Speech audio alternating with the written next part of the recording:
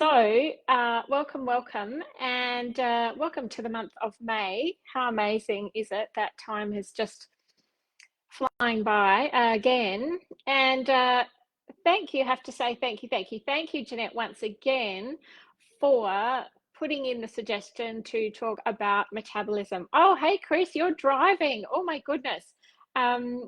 Please be very careful on the road. I know you will. And thanks so much for jumping in and listening. So just saying that this is all new, the way that I'm doing it tonight. I'm pretty sure it should be recorded. So if you miss any bits of it, you'll be able to get back into it. But thank you again, Jeanette, for requesting information on metabolism, because it is such a huge topic, and it can be quite mysterious, and it can be the bane of women who have been trying to lose weight for ages. And something that I hear a lot is that, well, it's my metabolism, it's broken, there's something wrong, it's too slow, that person is thin because they have a fast metabolism. It's interesting how people perceive what metabolism is and what people perceive the struggles and challenges that they have with their weight, and base it on this mysterious thing called metabolism, because it gets talked about a lot as metabolism, but exactly what is it? And that's what I want to talk to you about tonight. And I also want to give you a bit of an idea about what metabolism is, what can affect it. I've got 7 quick tips for you, but I know we've got a very long month this month, so I'm going to be taking a lot deeper dive into different aspects of metabolism. I just want to give you a bit of an overview and help you to demystify what metabolism is. And since I have been studying menopausal weight loss, I came across an interesting thing called metabolic syndrome, which is linked to metabolism, metabolic syndrome. And I did want to take a bit of a deeper dive there as well to really give you an overview on something that you may have heard of. It's even been called Syndrome X. I've never heard of Syndrome X, but metabolic syndrome does ring a bell with me. And so, if you've wondered what that is, or perhaps, this is something that you are struggling with, I thought that I would bring that into tonight as well. But of course, as always, if you do have any questions, please pop them in the comments. I can see them very clearly now. And Jeanette, I aim to answer most of your questions tonight, and we'll go into more detail as the month goes on. So, what is metabolism? Does anyone have a guess? Can I get some ideas in the chat, and not from you, Chris, because you're driving? But I'd love to know what your thoughts are on what metabolism is. Is there something that you've always thought that it is, or are you completely have no idea? Do you have some idea? I'd love to know what your thoughts are before I give you the textbook definition of metabolism, because sometimes it helps to demystify those things, and sometimes it helps me to know what your awareness is around it. So if you do have an idea of what metabolism is, I'd love to know. Just pop it into the comment.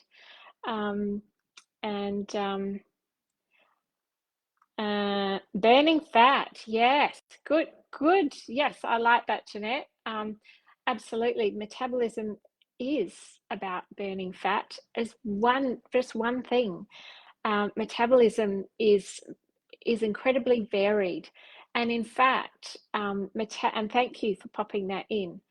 And I think that's pretty much what most people see metabolism as. It's my body's not burning fat, so my metabolism's broken. And I think that's pretty much a universal type thought around metabolism. You know, I'm not losing weight, I'm not burning fat, so therefore my metabolism's not working. So what is it? Metabolism is the sum total of all of the chemical reactions in your body. All of the chemical reactions in your body. Metabolism is, interestingly enough, not just about food and the digestive system and about burning fat. It's about every part of your body. All the other parts of our body have a metabolic process. So it's a process of chemical reactions in every part of your body.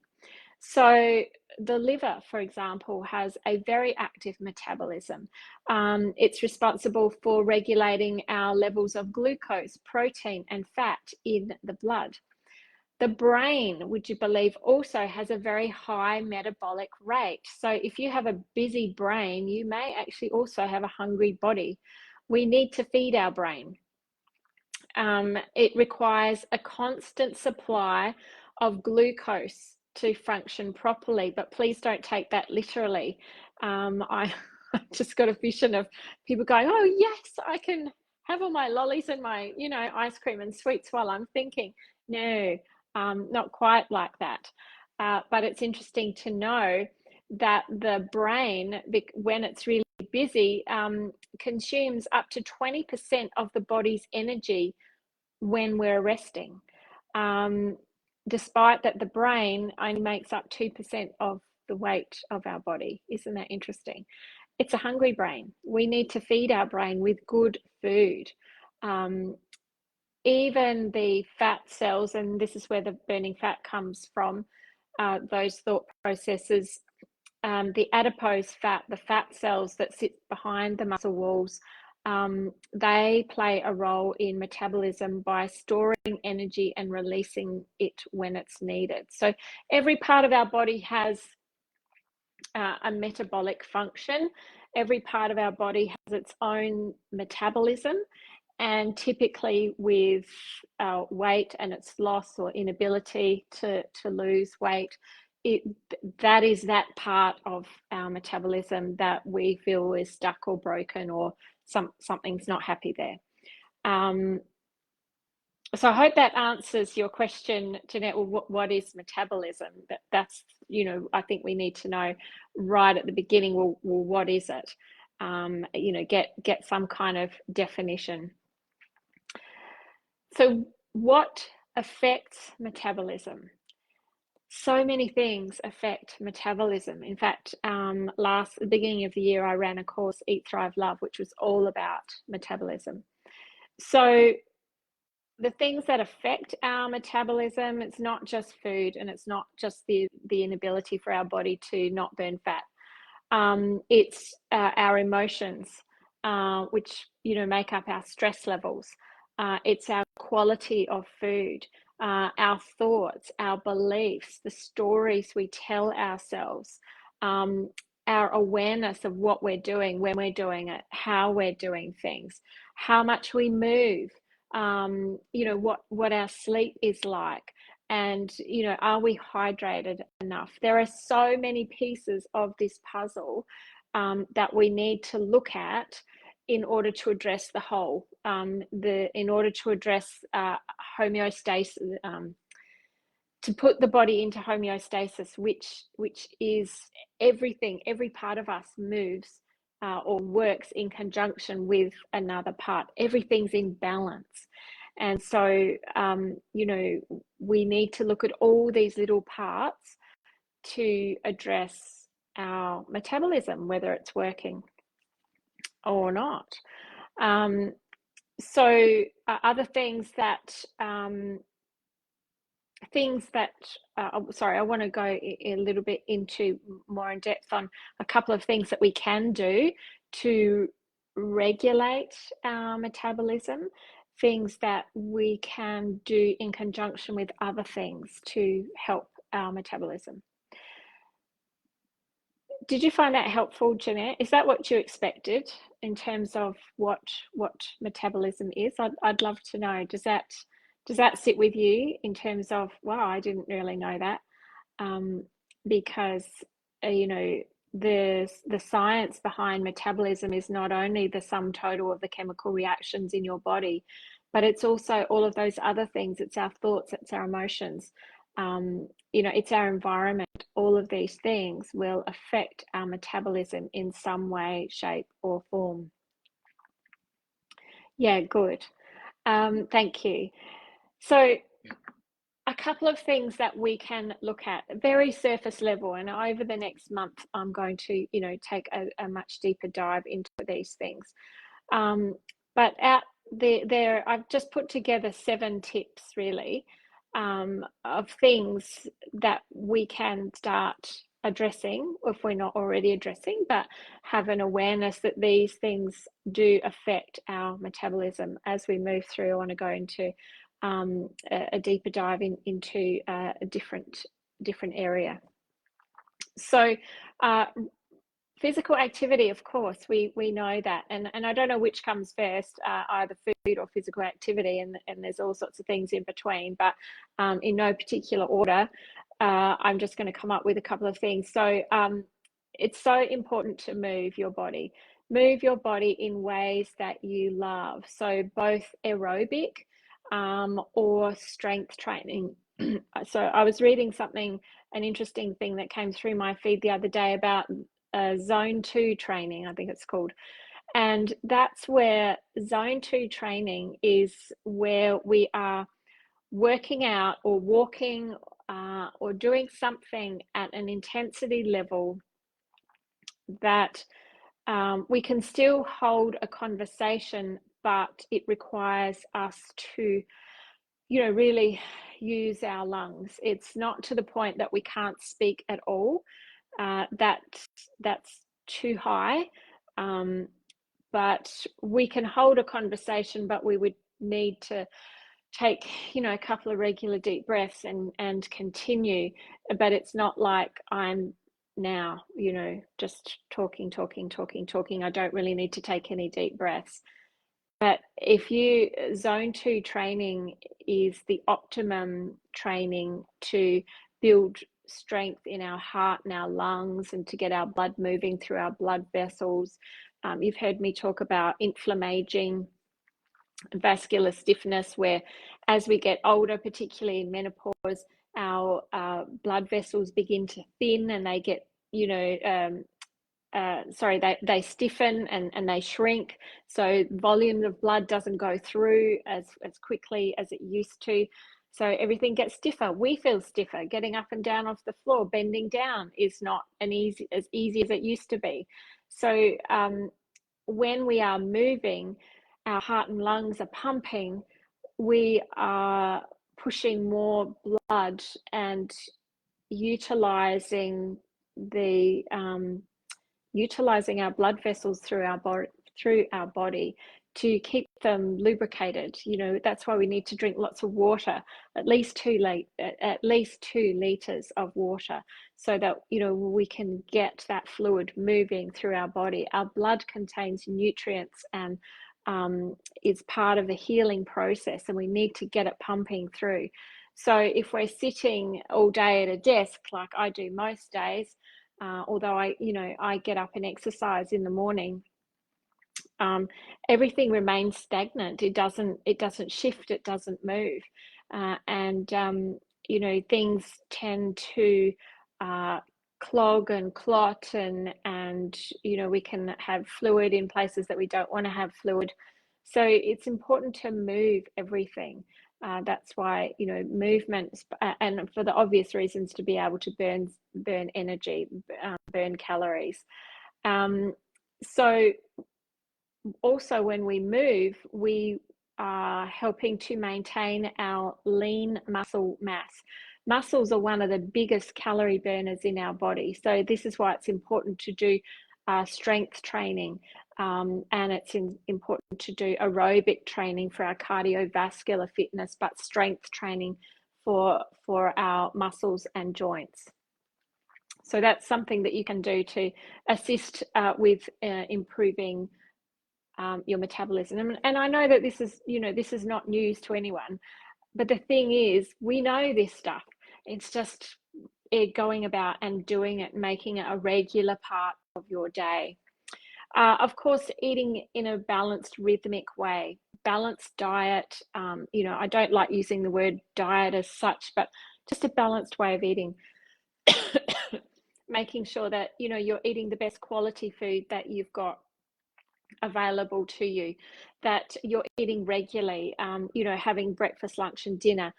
You're not starving yourself through the day because you forgot to eat, too busy, or you're not even hungry. And at night time, you're having more food than your body actually needs at rest. It makes sense to have the biggest meal at the middle of the day when we are at our most active generally.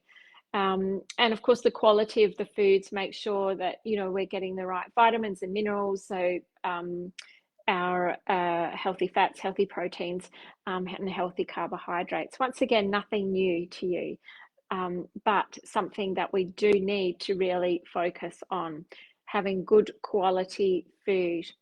Staying hydrated, so like I said, making sure that you're having enough to drink, because if we haven't got enough fluid running through our body, that's going to slow down our metabolic processes. So we really do need to make sure that we've got, got our bottles here. Can you see that yet? You've got some kind of fluid to drink. And my tips on making sure that you get enough to drink is to have the majority of your water intake in the morning. And because I exercise in the morning, I've always got a bottle with me, and I'm always, sucking through my bottle, and pretty much I'm finished by the time I get home from the gym, first part of the morning. And then the rest of the day, I will drink because I'm thirsty. I find if I don't drink in the morning, I don't drink in the afternoon. It's so strange. So I really must get myself knowing in my mind into a habit or a ritual that, exercising in the morning means that I will drink. If I don't exercise for some reason, I don't do something, I'm not drinking as much water as I should. And I notice it in many ways. So drinking water is really so important. And of course, we all know getting enough sleep. If you're not sleeping, the metabolic processes of your body are not working properly. Your metabolism being all the sum total of all the chemical reactions in your body, the chemical reactions of your hormones, your melatonin, vitamin D moving through your body, creating that melatonin.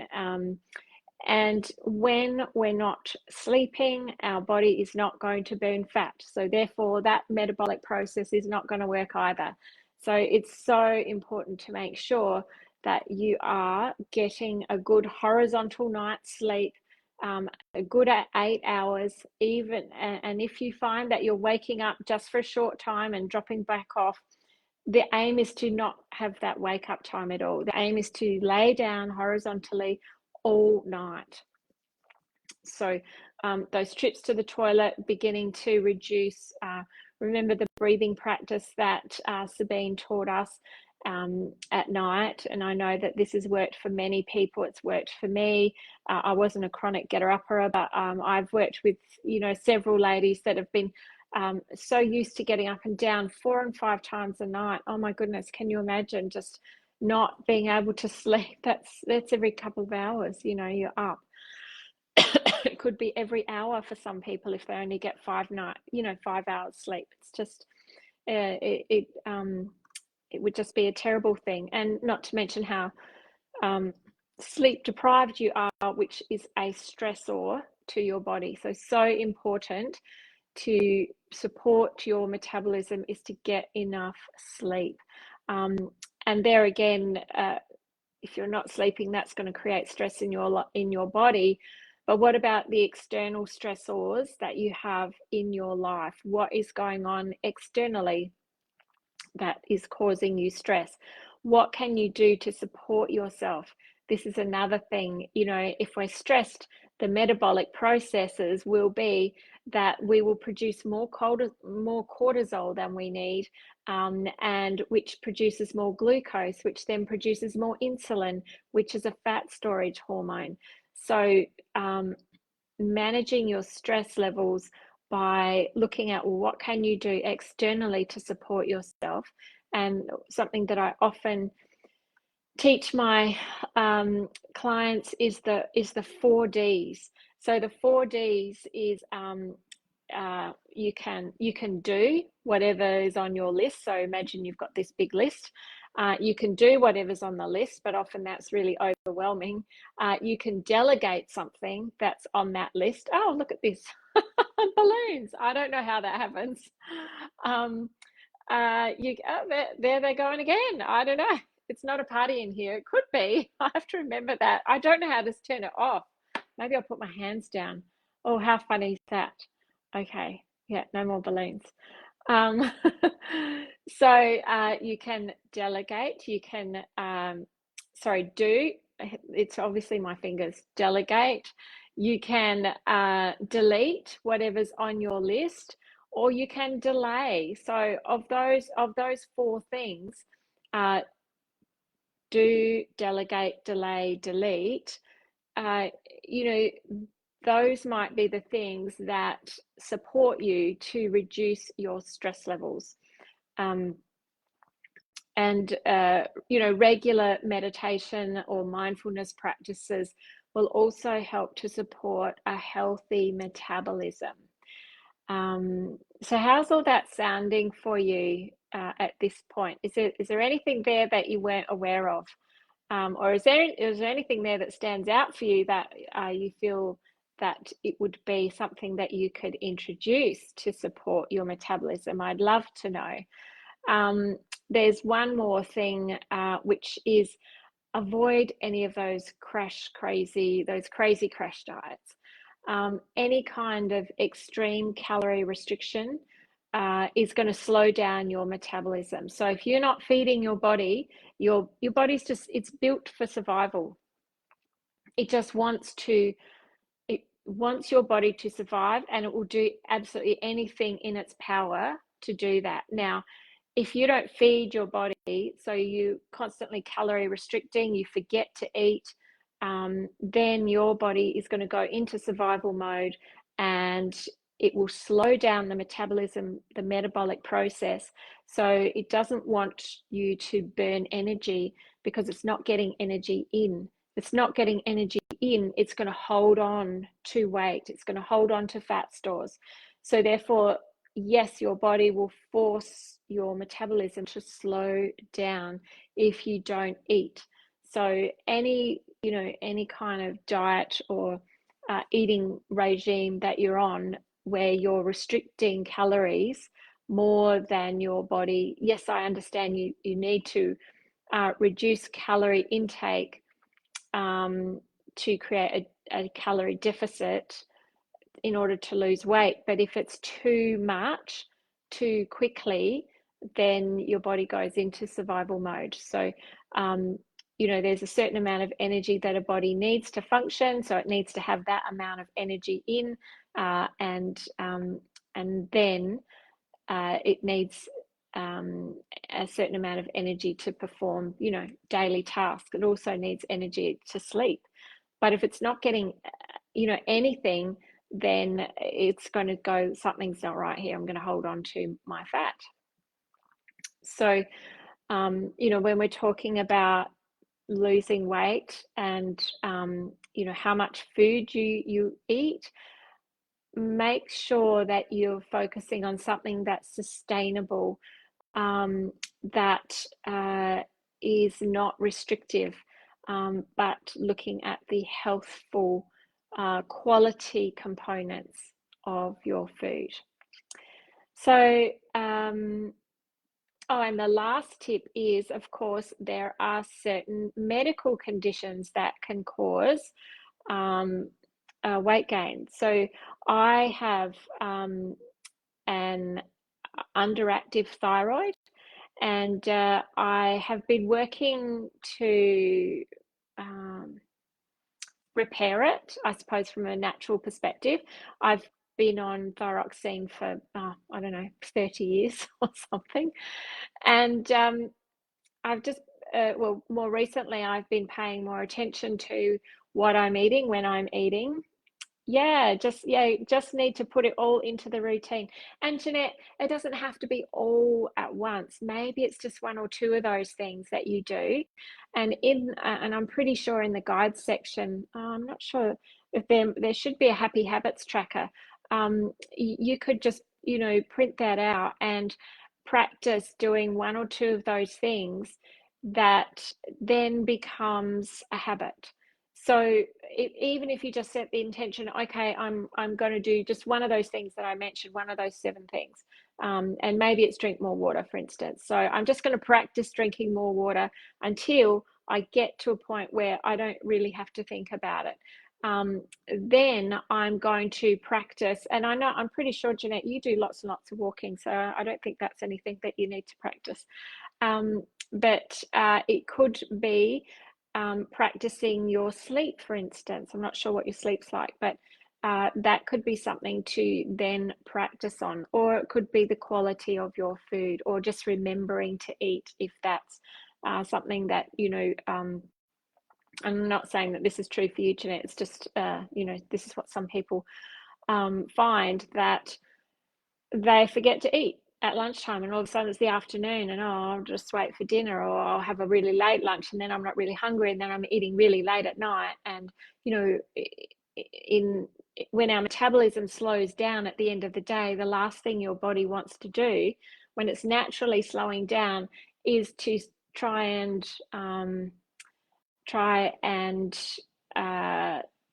digest a whole meal, a big meal just before it's going to go to sleep. Remember, that's the sumo diet. So if we're eating too much food near bedtime, then our body's just going to store that way. Your digestive system is not going to be working optimally, and it will begin to store the fat from that food. It will just sit and expand in our body. Not ideal.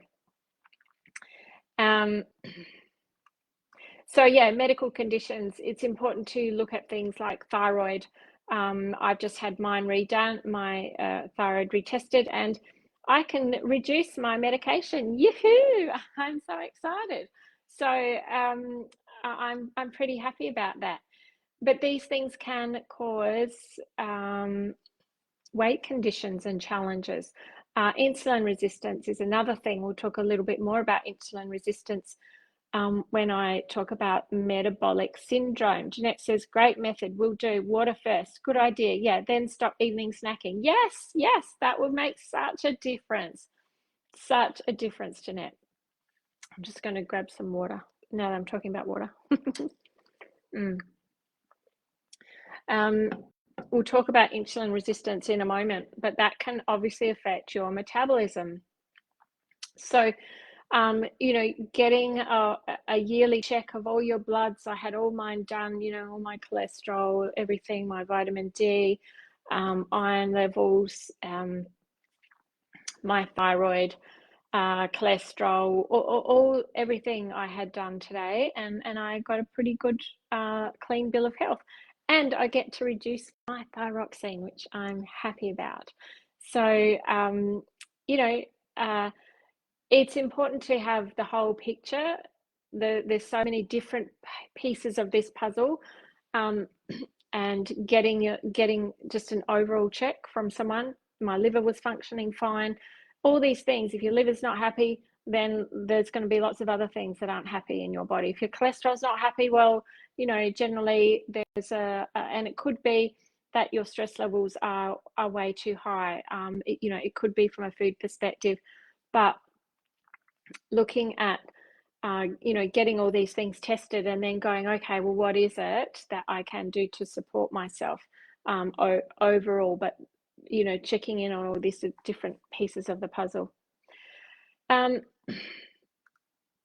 Yeah, so and this is part, looking after ourselves is part of self-care. It's part of being accountable to our own success. If we're not taking the time to support our health and our body, and if we're constantly focusing on the problem, then that is going to create more stress, around it. It's about being at, I think you've heard me talk about the principle of cause and effect.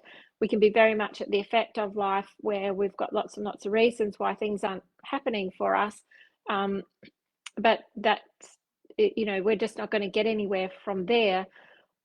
But when we're at cause, to create change and be accountable to our own success, that's when things begin to change. So always be at cause. You can be at the effect of life, and I just say it's like being in a little box. We have lots of reasons and lots of excuses, but we keep ourselves stuck in this box. It's like being a fly in a box. It's going, it's just getting, banging around on all four sides, not going anywhere. Nothing's changing.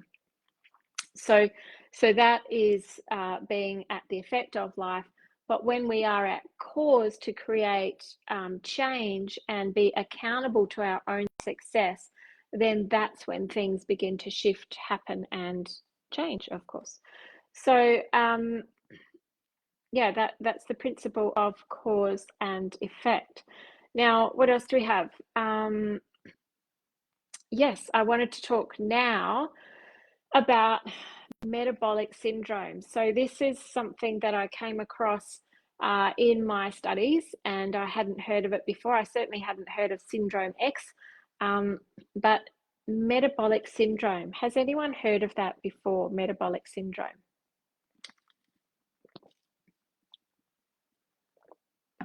No? Well, let me tell you a bit more about metabolic syndrome. Okay, so as I said, this is something that I recently discovered. I've just created a blog about it, so you get to read more about this tomorrow. But it's metabolic syndrome is about a group of health issues that often affect overweight middle-aged women. So no, yeah, Jeanette, I hadn't heard of it either. And some of these symptoms may include weight gain around the upper, so just underneath the breast and belly section, so upper and midsection. Increase in breast size. All of a sudden, boobs are just getting bigger and bigger. High blood pressure, pre-diabetes or insulin resistance, high cholesterol. These are some of the things that contribute to what is known as metabolic syndrome or syndrome X.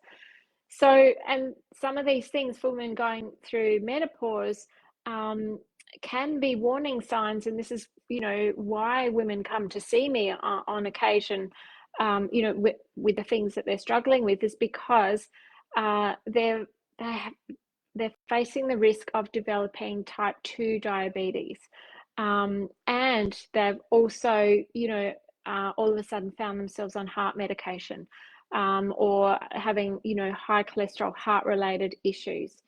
So alongside the changes in our hormones over menopause, with estrogen and progesterone changes, then those things can cause chronic low-grade inflammation.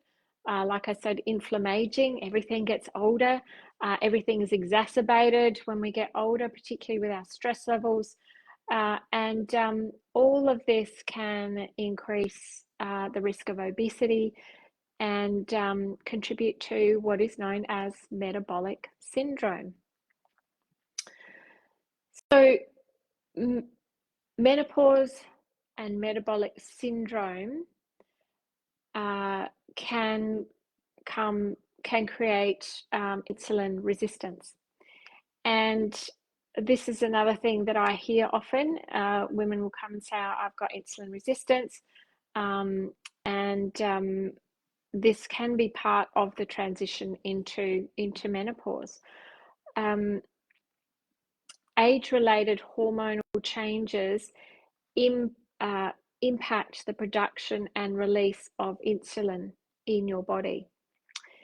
And it's often due to our it is our body's aging. Our pancreas gets older, everything gets older, all our internal organs get older, our external skin gets older, our internal, liver, pancreas, everything gets older, and it can lead to irregular insulin levels, which causes, too much blood sugar, which then increases the risk of developing type 2 diabetes. So what is the impact on us, when it comes to weight and our metabolism? So I guess firstly, we need to understand the role of insulin. Most people are aware of what it is, but it's a hormone that's produced by the pancreas. It helps to manage our blood sugar levels. So when we eat foods that are really sweet or highly processed, so it doesn't have to be sweet foods, but highly processed carbohydrates. Just for instance, bread. If we're eating bread, how do you know if your insulin resistance symptoms? That would be getting some blood tests from your doctor, and probably asking for a fasting blood test, and they will check your glucose levels, they will check your cholesterol. So if you haven't been, if you haven't had, all your bloods checked, Jeanette, I would highly recommend you go and do that. Things that can be precursors, or things that you might want to look out for, is just excessive tiredness, aching muscles. So when we're feeling out of sorts, we might have low energy, mood swings. Excuse me, I'm going to sneeze. Bless me. And these all go hand in hand with menopause. Some of these things can affect us and could be an indication that there's something not quite right with our insulin levels. So when there's an imbalance in insulin, there's another hormone called glucagon, and it can lead to unstable blood sugar levels, feeling tired, mood swings. So these are definitely, I would get, if you think that that's something to that's affecting you, Jeanette, I would definitely find an amazing GP. I've just started going to see the GPs at Partridge GP down at Glenelg, and they've just been absolutely wonderful, beautiful people. Reception area is just really nice. They're all friendly, and I highly recommend. I haven't had a regular doctor for a number of years. I'm not sick. I'm not a sick person, so I just don't go. But I sort of think that other than to get my thyroid medication, but other than that, I just sort of thought, I probably really, it's about time I had a regular GP. So I went down there. So if you're looking for a regular GP, they are amazing. These are things that we need to look out for if, you feel like you're particularly weighty around the gut area, the just underneath the breastbone, boobs are getting bigger, that, lots of aches and pains, tiredness. These are things that, mood swings, that it's well worth getting checked. And if you're really struggling with your weight too, obviously that's going to affect your weight. So a couple of things to address metabolic syndrome. So how do we address it? What could we do if we didn't know, or if we weren't going to see the doctor, but we had some inclination, or we just wanted to support our body in any case? Excuse me. So food, glorious food. Always eat the best quality food. But the kind of food, the way of eating that is most suited for people who may be facing challenges with this metabolic syndrome, is to eat the Mediterranean way.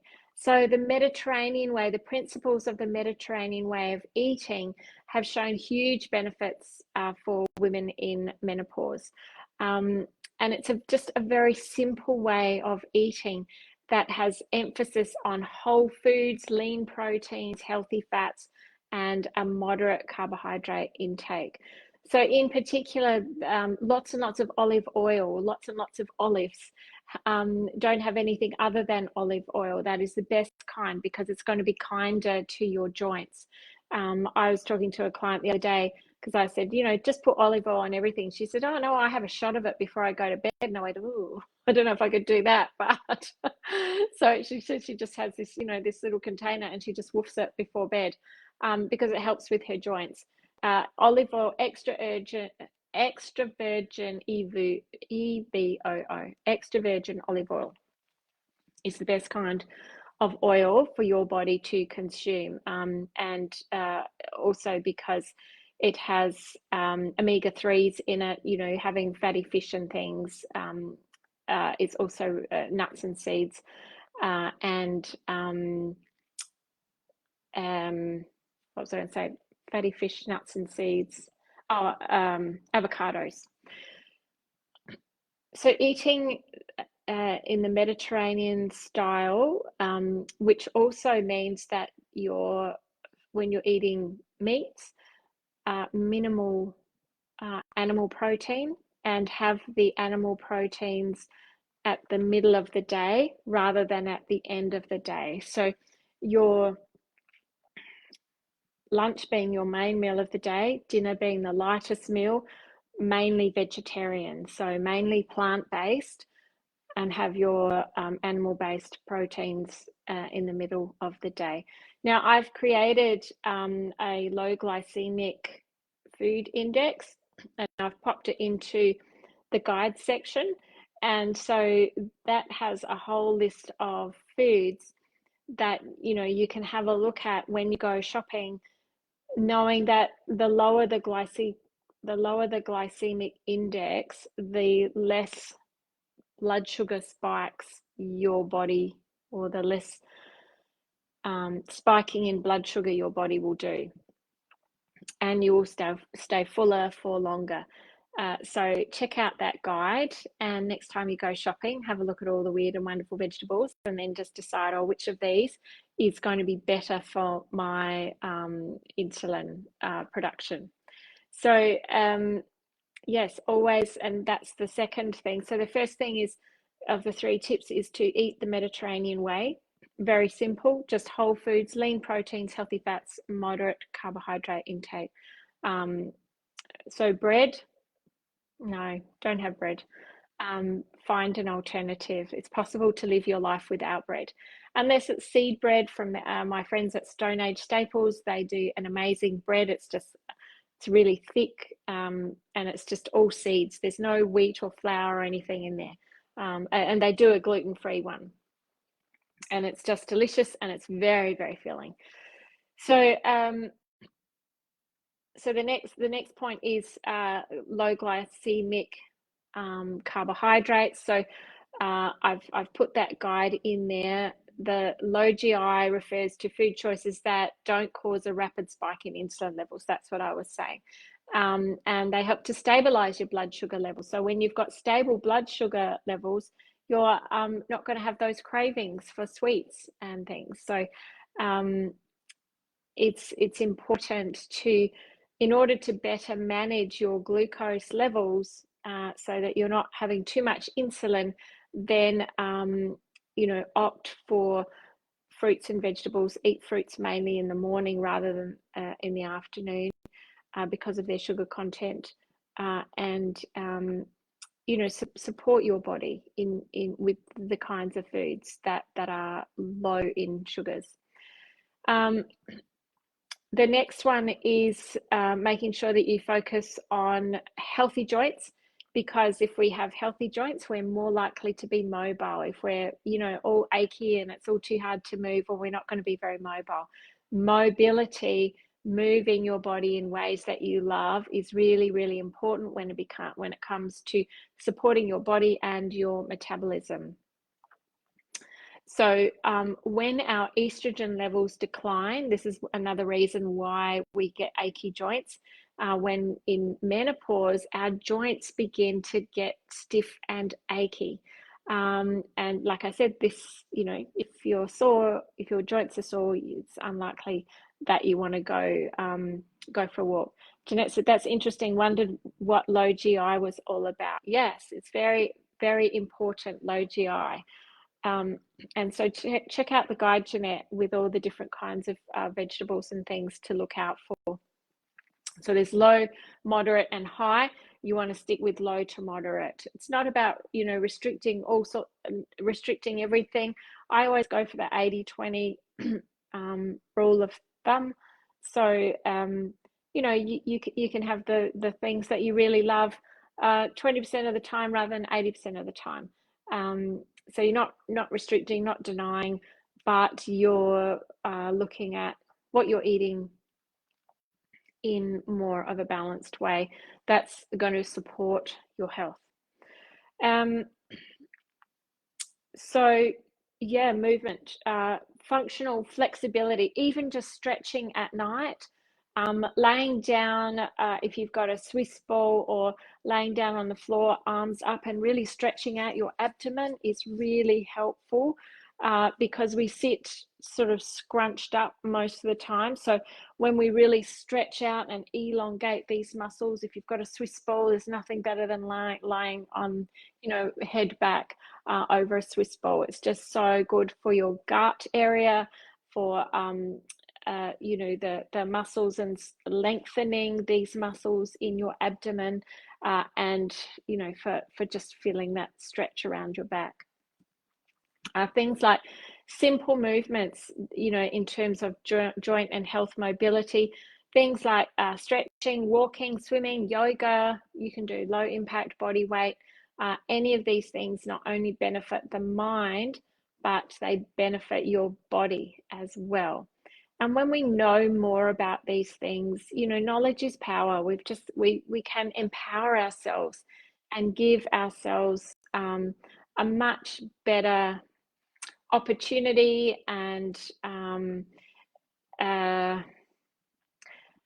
looking externally on how we can support ourselves, rather than focus on what we don't like. We don't like this tummy, and we don't like the fact that we got sore knees, and we don't like the fact that we're always picking at foods that aren't helpful for us. No. When we focus on those things, we're just creating an internal stress response. We're not feeling good about ourselves. And when we're not feeling good about ourselves, we can deal with that in all sorts of ways, interesting ways that aren't helpful. And it may be that, oh bugger it, I've blown it, so I'm just going to keep going. I'm going to keep eating through those chocolates, or or oh, I'm not going to go for a walk, or I'm not going to do anything today because who cares? Nothing's changing. Blah, blah, blah. We just go into this nasty unhelpful thought spiral, and these unhelpful thoughts affect our metabolism. So it's really important. It's just one of the pieces of the weight loss puzzle. It's really important to support your self-talk, and I'll talk more about self-talk in another session. But I think I've gone through as much as I can for tonight. And it's 10 to 8 already, but I'd love to know, do you guys have any questions? Is there anything there? And if you are watching the replay, if you can throw #replay, tag me and ask your question, because I'd love to be able to help you. And this is a time for you to ask those questions. This is part of training and coaching. This is what I'm here for. If you've got specific questions, and thank you, Jeanette, for asking all your specific questions, because if I can't answer them on the dot, right here, I'll go away and I will get an answer for you. I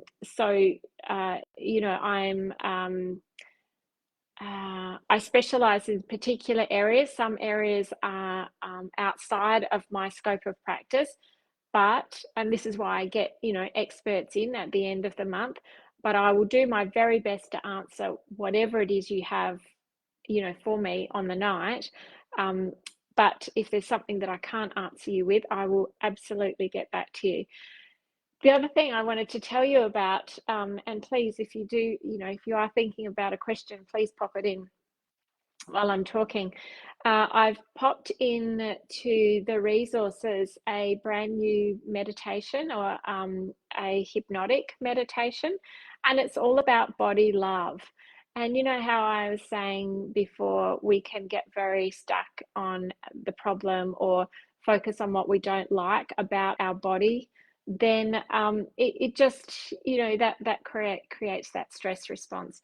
So this is about loving your body, and it's actually based on a client of mine who wrote this, not this exact one, but she wrote one, and I asked for permission if I could, create something that was similar about loving every part of your body. And in fact, I gave her the idea because I got this from a woman that I used to work, a colleague of mine that did their eating psychology course, and she wrote herself a letter about every part of her body, in how she was so grateful and thankful that she had, like arms that she could wrap around her children, and fingers that, that she could do fine needlework with, and she had feet that could carry her carry her towards beautiful things or carry her away from danger.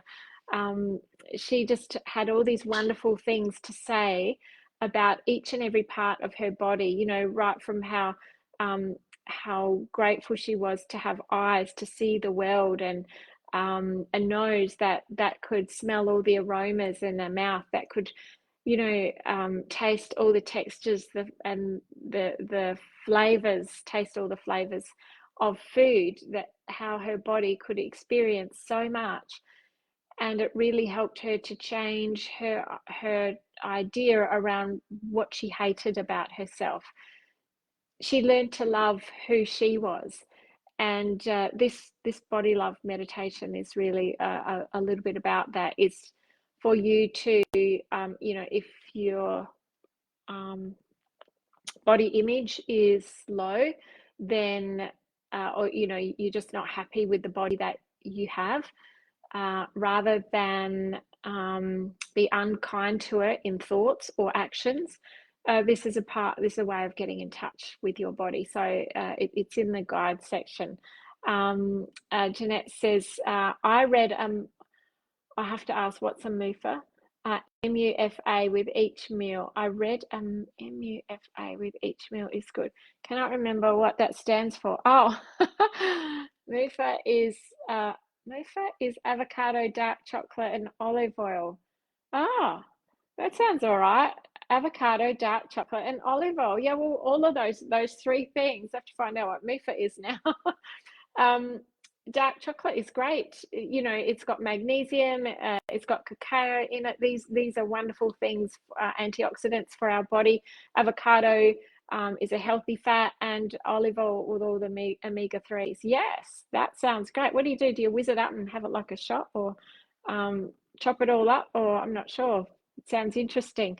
I'm glad you like my meditations. Thank you. Chris says, well done. As an ex-charge nurse of an endocrine unit where my hair was dark brown just 40 years ago. Oh my goodness, Chris, you are amazing. So you were the charge nurse of the endocrine unit. Oh, yes. So your knowledge in this area, Chris, would be pretty amazing. So I thank you for I hope I got all the information across in the correct way. There's so much. It's very, very detailed.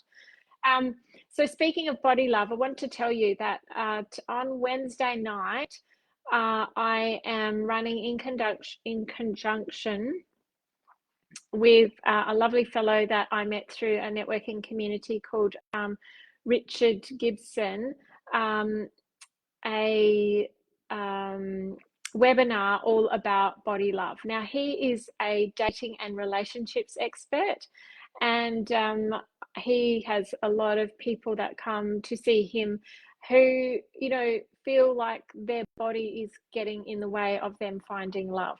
And isn't it interesting that, you know, our relationship with food and body often reflects the relationship that we have in our life. And if they're feeling like their own body is getting in the way of love, is their own love getting in the way? You know, are they neglecting love for themselves and just looking for it externally? Because you know, you have to love this body first, in order for you to project that out, that I'm comfortable and happy in my body, rather than be out and about and, you know, not feel comfortable and happy in your body, and you know, just have that sort of perception or persona that I'm not good enough in the body that I have. So, you know, it's important for us. Complex system, but so exciting. Yes, Chris, it is, in regards to the endocrine system. But this this masterclass is happening, and I'll put some details on Wednesday night. And if you are interested, please let me know. I'll put the details in. There will be, Richard has a written exercise and a course, I think, that he is putting in as part of this masterclass. And in fact, what I'm going to do, I'm going to make an executive decision that you guys are all invited. So I'm just going to give you the link. It's normally $17, but I'm going to give you guys the link to jump in on Wednesday night, because you know, you're all amazing, and I'm really keen to you know, to find out more about what Richard has to say, and because I think, you know, this can form part of the success, or the way that we think about ourselves and how successful we are in terms of, you know, weight, metabolism, how we view ourselves. So I know he's an expert in this area, so I'm looking forward to that. I saw that, looks interesting, but looking after my daughter post-op Wednesday. Oh, that's no good. Hope your daughter is okay. Well, there'll be a recording, so you know, I'll register you all. You will get access to the recording, so so that will be there for you as well. Alrighty, so if there is nothing else, Chris, I assume that you've stopped driving now because you're typing away. If anyone has any other questions, now is the time to ask. Next week we'll be jumping in with a different aspect of metabolism, and I'm looking forwards to that. So if nothing else, thank you so much for joining me, ladies. It's been lovely having you, and I will see you in the group during the week. Now I just got to work out how to turn this off. Oh yes, I know, it says end live video. I'll do that, and I'll pop that link into the feed. And if you would like, whoever's in this group, if you'd like to join us, please feel free. It will be free for you as part of a member benefit for this group, and I'm looking forward to it. Okay, good night, everyone. Bye-bye.